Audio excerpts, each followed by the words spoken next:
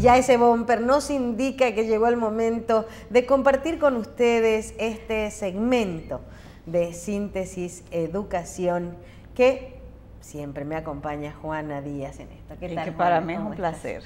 Qué bueno tenerte aquí. Viendo que, ¿sabes que este tema de los niños, el tema de educación, ese tema es como que nunca se acaba y siempre hay algo novedoso sobre el tapete? No sé si has tenido la oportunidad de revisar en las redes sociales todo un boom que hay con temor de los padres de muchos niños que manifiestan que tienen preferencia sexual indefinida, o niños que prefieren niños, niñas que se sienten niños, y hay un conflicto cuando llegan a las escuelas, a los colegios, porque evidentemente como que desencajan en el grupo. Entonces hay todo un revuelo con este tema y tenemos países del primer mundo preocupados por cómo se va a manejar eso, que hay que dejar, unos opinan que hay que dejar a los niños ser, que no se les puede coartar, que son libres, y esto está ahora generando unas discusiones y sobre todo hay mucho temor en los padres porque temen que sus hijos caigan en una depresión, que se sientan rechazados y que lamentablemente el desenlace sea el suicidio infantil, que de hecho ocupa el tercer lugar en las muertes en Estados Unidos, las muertes, vamos a decir, accidentales. Primero están los accidentes automovilísticos. Ajá, accidentes automovilísticos. En segundo lugar está el tema de las drogas. Y en tercer lugar está el tema del suicidio infantil. Que también las drogas se podría, yo sí, lo sumaría a lo que es el suicidio, porque todos lo saben, claro, no es... Exacto. Es otra forma indirecta, pero las muertes por drogas se dan por sobredosis, que puede ser consciente o no. Pero en el caso de la concientización de la utilización de estupefacientes, sabemos que nos está matando, ¿no? Pero es alarmante y la Organización Mundial de la Salud dice, pero nosotros estamos perdiendo millones de personas, alrededor de 50 millones de personas al año por el tema de la depresión, y hay una preocupación aún mayor porque las edades de cuadros depresivos han descendido considerablemente. Nosotros tenemos adolescentes, y no solamente adolescentes, se habla de niños de 4, 5, 6 años haciendo cuadros depresivos.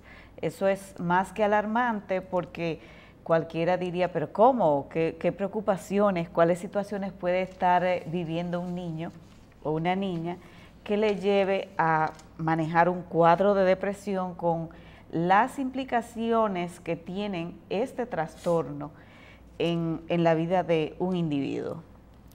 Se registraron en los últimos 6 años en República Dominicana unos 3.000 suicidios. Así es. Muy fuerte.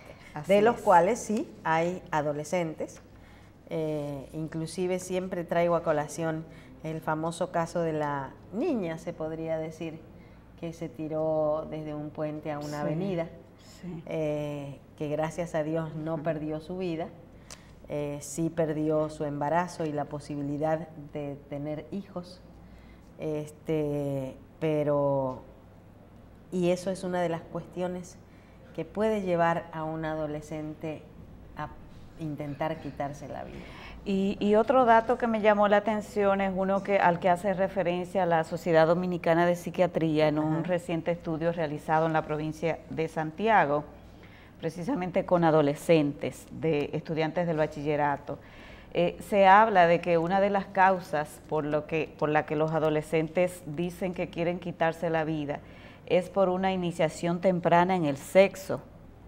Eso es sorprendente porque hay un bombardeo ahora con todo este reggaetón y los medios de comunicación y por todos lados, y muchas personas que dicen que hay que dejar a los niños disfrutar de los placeres de la vida.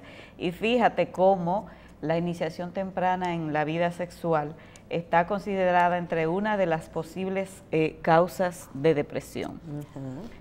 Con razón este tema siempre amerita que estemos dedicándole programas y más programas y que cada vez tengamos expertos que puedan ayudarnos a entender este tema. Bueno, gracias a Dios entonces le damos la bienvenida a la licenciada Fiordalisa Telemín de Sanchís, quien es psicóloga clínica y terapeuta familiar, especialista en conducta de niños y adolescentes. ¿Es real, bienvenida, antes que nada? Gracias. ¿Es real entonces que los niños pueden llegar a tener una depresión? Pueden llegar, el otro día escuchamos de un caso de una niña de 7 años que se quitó la vida. Sí. Nos parece tan asombroso, irreal, tan justamente, como dice Juana, asombroso que un niño de tan corta edad pueda llegar a tener ideas suicidas. Sí, de hecho, en psicología no se contemplaba hasta hace poco ese fenómeno, no se había estudiado tan profundamente porque no era frecuente. Sin embargo, debido a la incidencia, no solamente en países desarrollados, fíjate cómo también nosotros hemos asistido hace poco a este fenómeno de esta niña, porque realmente la sensación de desesperanza que vive un niño lo lleva a ver la muerte como algo de una salida, un escape. No es una vivencia como consciente, porque hay que, sopesar mucho la etapa del ciclo vital que atraviesa un niño, por ejemplo, en su etapa de desarrollo de 2 a 7 años, lo que tiene es un pensamiento mágico. Y el mismo concepto de la muerte no significa para él algo irreversible, como que ya todo proyecto humano se termina, sino como que a lo mejor él puede volver a vivir, pero quitarse de ese momento difícil que está viviendo, de abandono emocional tal vez, o de una situación que para él significa que no hay solución. Entonces, los niños a veces optan por hacer algo para quitarse del medio. ¿Y cuáles son los principales motivos de una depresión en un niño adolescente a edad temprana? No quiero llegar todavía a lo que es el embarazo y demás, sino a las primeras edades de la adolescencia. Pues mira, el factor genético influye. ¿Se ha descubierto que la genética tiene que ver con ideas suicidas? Sí, sí. Pero no directamente con ideas suicidas, sino más bien con el humor que tiene esta persona. Por ejemplo, la forma de manejar los conflictos, las situaciones, son a veces temperamentales, o sea, la persona nace con ello. El mismo cuadro de depresión mayor es hereditario. O sea, que es por familia. ¿Hay una relación directamente entre la herencia y la depresión o hay una predisposición, ya sea porque el tío, el abuelo, mamá o papá tuvieron algún trastorno depresivo? O sea que hay un factor que deriva en depresión y que es genético. Entonces, cuando es así, hay que atender al niño con medicamentos, el tratamiento debe de manejarse a través de esa línea de medicamento. Ahora bien, hay también depresión que es porque la familia está viviendo una situación donde el niño se siente poco querido, poco aceptado, y no tiene que ser que él mismo se le diga ni nada, es que percibe el tipo de relación que se da en la familia, por ejemplo, le llega a él ese dato. Entonces ¿qué pinto? ¿Padres ausentes? Padres ausentes, a veces el mismo divorcio, no porque el divorcio en sí sea motivo de depresión, pero ¿cómo se maneja? Puede serlo, pero tiene un tiempo de duelo normal. ¿Y cómo manejan los padres la situación, el fenómeno en sí del divorcio? Porque, por ejemplo, a veces hay padres que, le explican al niño, mira, no ha podido ser, pero te queremos. Y el niño a lo mejor, aunque el hecho siempre es impactante, ese acontecimiento del divorcio, sin embargo, poco a poco va aprendiendo a convivir y crece bien, o sea, crece sano. Pero ¿qué pasa? Si el padre y la madre viven acusándose mutuamente que tú tuviste la culpa, que el otro tuvo la culpa. Lo usan como alfil. Y a veces utilizan al mismo niño para meterlo en un triángulo. Alíate conmigo y vamos a atacar a tu papá, porque mira, él no te compra esto, no te compra lo otro, en fin. Entonces, ¿qué pasa? En el niño se genera una ansiedad tal que no quiere estar en un ambiente así. No quiere ser la bisagra, claro, entre esas dos personas. Y otra vez, a veces en su mismo mundo mágico, piensa, ¿seré yo el culpable? Claro. De que mis padres estén ahora sí? Porque hay una tendencia siempre de echarse la culpa, ¿verdad? Entonces ese puede ser un factor que realmente lleva a los niños y a los adolescentes también. Que no necesariamente ahí entra en juego la herencia. No. Entra el factor familiar y el desorden que de momento se organizó en la familia, en esa estructura. Cuando, como te digo, la estructura trata de entrar en un orden, entonces eso mismo ayuda al niño. Le baja la ansiedad, el niño se siente querido a pesar de todo y puede empezar a manejar sus conflictos.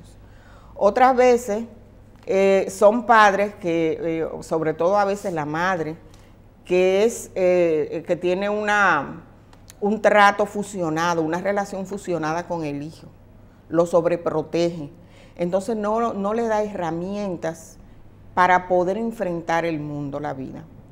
Cuando ese niño a veces está en la escuela, le hacen un bullying, es vulnerable, entonces no tiene una fortaleza para resistir una burla de nadie. Eso es el otro. Y puede entrar en una depresión. Hay más suicidios ahora, suicidios infantiles y juveniles, que hace 3 décadas, 30 años atrás. Sí, claro. Ha ido en aumento la tasa de suicidio y es lo que te decía antes.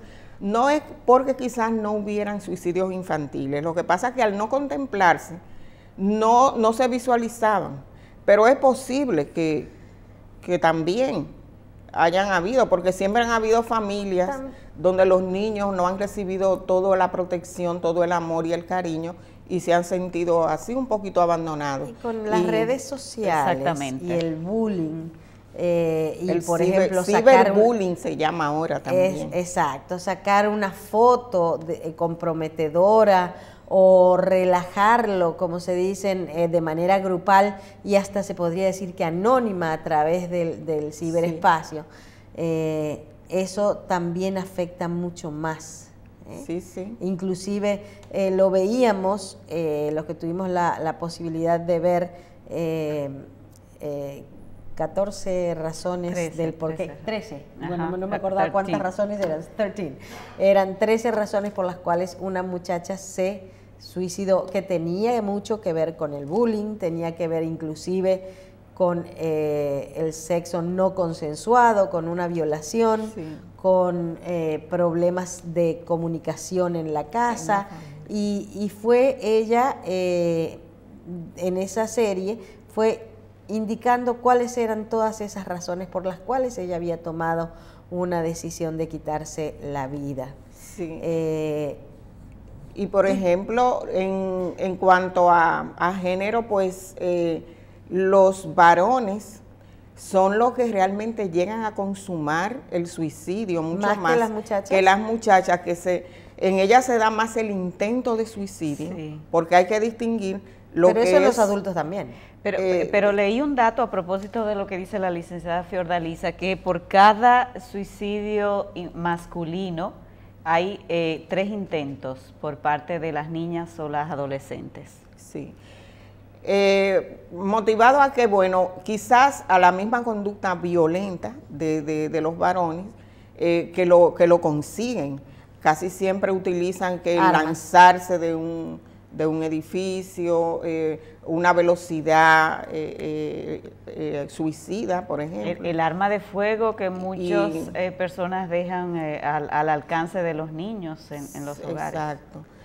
Sí, y todo este conocimiento, que también volvemos a las redes sociales y a las películas, todo esto que muestran 13 razones por qué me suicido, fulanito se suicidó, la prensa amarillista, las fotos que salen del cadáver en los noticieros, los juegos, los videojuegos donde el que gana es aquel que comete más asesinatos o aquel que atropella con el vehículo a los peatones. Todo eso influye en una conducta totalmente diferente que, como dice Juana, no existía hace 20 años. Sí, ese es uno de los factores. En adolescentes vulnerables, por ejemplo, ¿cuáles son los vulnerables? Eso iba a decirle, ¿cuáles son los adolescentes vulnerables? Los que, por ejemplo, tienen una familia que no es no es básica en el afecto, en el afecto emocional, en la protección, o sea, y sobre todo en los valores, porque los valores familiares son los que realmente protegen al muchacho y a la muchacha de caer en esas situaciones depresivas, porque entonces lo ayudan en la identidad. Entonces los jóvenes vulnerables son los que no tienen una identidad definida, se dejan influenciar fácilmente, por lo que diga un amigo, por lo que diga alguien en la televisión, por lo que diga. Entonces, claro, ven que un amigo se suicidó, o ven que un artista se suicidó, y ya eso es un atractivo para él, que a lo mejor tiene una situación que no acepta, que no sabe cómo salir de ella. Entonces eso lo seduce. Como vemos el otro día que un cantante exitoso, famoso, se suicidó. Como 2 semanas más o menos dura esa, y hay que estar bien atento. Cuando un muchacho tiene o una muchacha esa vulnerabilidad, casi siempre lo dicen que es importante que los padres sepan que cuando un niño o un jovencito, una jovencita, anuncia un deseo de suicidio, no se debe pasar por alto. Claro. Inmediatamente hay que llevarlo a una evaluación psicológica para ver hasta qué grado y el grado de severidad de ese deseo, porque eso es lo que se llama ideación suicida, que muchas veces culmina con el suicidio. Claro. Entonces, ¿Cómo un papá, perdone que le interrumpa, cómo un padre se da cuenta cuando su niño, su adolescente está en un cuadro depresivo? Por ejemplo, el aislamiento. Hay signos que son físicos, que por ejemplo duerme mucho, o lo contrario, casi no duerme, come poco. En el plano psicosocial a veces se aísla, ya no sale, le gusta estar en la habitación, manejando solo computadora, videojuegos. ¿Cómo se maneja eso? ¿Cómo se maneja eso con un muchacho ya de 14, 15 años que pide o exige privacidad? Lo vemos en las películas, no tanto en los latinos, sino sí los anglosajones. Exige privacidad, no quiere que entren a su habitación, se queda horas y horas frente a una computadora o frente a un televisor jugando videojuegos o lo que sea. ¿Cómo poner límites a una edad donde no permiten acercamiento? Sí, de hecho, de eso se trata. El adolescente, los padres se enfrentan a una bomba de tiempo, en el sentido de que por un lado el adolescente hay que ayudársele a conquistar su autonomía.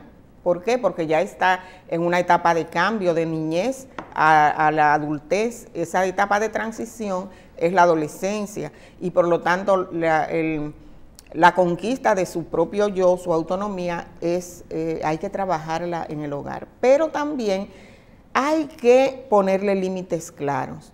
¿Por qué? Porque él todavía no es un adulto. Entonces, en ese intervalo hay que orientarlo, hay que ayudarlo, hay que estar cercano emocionalmente a él, al joven y a la joven. Entonces, a veces hay padres que, por entrar en esa modernidad, hay que respetarlo, hay que dejarlo que él crezca, que él tenga su propia personalidad. No lo acompañan, no le ponen límites. Entonces ahí el niño a veces o entra en un abandono emocional, porque cuando no hay una comunicación, todo el mundo la necesita, en cualquier etapa de la vida, se necesita sacar de ti mismo situaciones que a lo mejor no comprendes, o sea, que te has sentido dolido. A lo mejor, fíjate hasta qué punto a veces el joven se siente confundido y es normal porque la etapa de la adolescencia es la búsqueda de la identidad, pero a todos los niveles, incluso la identidad sexual. Y hay un momento en la etapa del adolescente que él a veces no se siente como bien identificado con su sexo, pero no es que él quiera decir yo no soy lo que es mi sexo, sino que está ahí, hasta un profesor le empieza a gustar si él es varón, o una profesora si la muchacha es hembra, pero eso no significa que él al final tenga esa orientación. Es normal, porque él lo que está buscando es una identidad y confunde lo que es el afecto de lo que es después la orientación sexual. En ese punto él necesita una ayuda y a veces no lo puede decir. ¿Por qué? Porque a los padres, a veces hay padres autoritarios que sencillamente dicen, esto es lo que hay que hacer, aquí no se llega a tal hora, aquí se cumple esto, aquí se hace esto. Pero eso es bueno, como límite. Sí, pero como límite sí, pero después entrar en una saber conversación. a dónde estuvo hasta tal hora. Observar cuando hay mucho mutismo y entonces decirle qué te pasa, cuéntame, tratar de que saque. Lo mismo puede pasar si el adolescente comienza a utilizar drogas. Esa actitud, ese encierro, ese no comer o comer demasiado, no hablar, no bañarse. Sí, porque ¿Cuáles son las alertas? Mira, el estar aislado es uno que hay que prestarle mucha atención. La falta de aseo, de higiene, la despreocupación por los estudios, el dejar de asistir a la escuela, por ejemplo, cuando los amigos habituales pues ya no los busca, ¿ve? Y cero comunicación quizá con los adultos de la familia, con amigos los padres. Nuevos. Si hay amigos nuevos, a veces son amigos que él no quiere que se enteren quiénes son, porque son amigos que a lo mejor él sabe que sus padres no le van a dar la aprobación. ¿Ve? Entonces no lo quieren.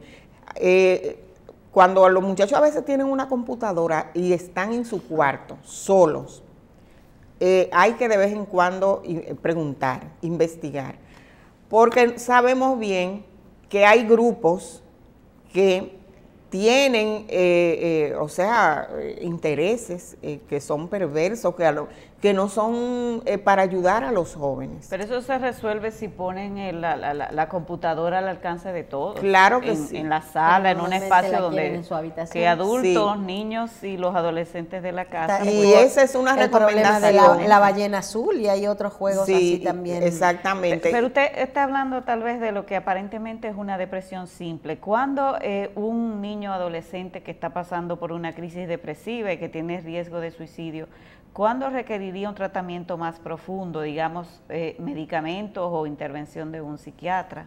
Sí, mira, como te decía, cuando hay esta bipolaridad que a veces se da y que es más bien genética, y uno se da cuenta porque de repente él está depresivo y después de 1 o 2 semanas hay una alegría y hay un querer compartir con todo el mundo. Hay que entonces sospechar y se debe llevar a hacerle una evaluación médica, porque si se comprueba que tiene esta bipolaridad o un cuadro de depresión mayor, entonces el litio ayuda a estabilizar, es un estabilizante del humor.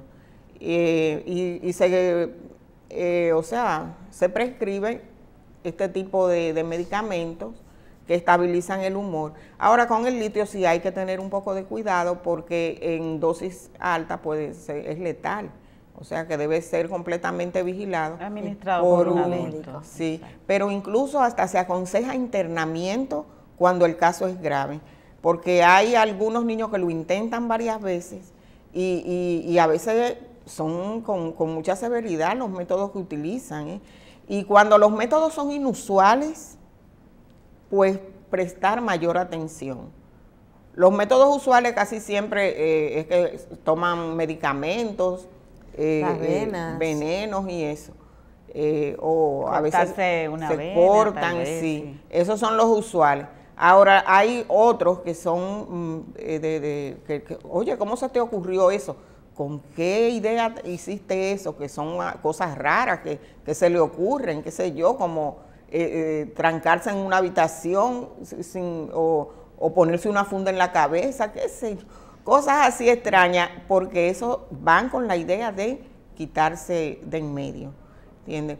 Entonces todo eso hay que observarlo en los niños, lo que son también los actos suicidas, que no está implícitamente la intención de quitarse la vida, pero un acto suicida el muchacho sabe que se va a lastimar, que son por ejemplo esos chicos que se ponen a echar carreras en motores sin mirar quién viene de este lado, quién viene de este, sencillamente por realizar esa con un desprecio conducta. por el valor de la vida. Sí, entonces esos actos suicidas, pues nos hablan de personas que pueden ser potenciales suicidas. Y lo mismo los que tienen una idea, una ideación suicida, que en muchos niños está, que a veces a veces nace un hermanito y ellos se sienten desplazados, hablan de que cualquiera se muere, me quiero morir. Son ideas. A veces no hay que alarmarse porque lo que están expresando una emoción de que se sienten tristes, pero no deja de... Hay que prestar atención. Sí, de ser motivo de preocupación que precisamente ellos elijan el querer morirse, ¿verdad? La muerte tiene significados diferentes en cada etapa del desarrollo. Por ejemplo, donde ya está como completo el concepto de la muerte es a partir ya de la etapa adolescente, de los 12 años en adelante. Ya el muchacho sabe que morir significa el fin de los proyectos, el fin de la vida humana, que todo se termina. Entonces, si esa es la idea que tú tienes de la vida y que tú quieres meterte ahí, entonces hay que ayudarte. Porque lo normal que es que convivamos con la muerte, pero dándole prioridad a la vida. Claro. Porque efectivamente todos sabemos que vamos a morir.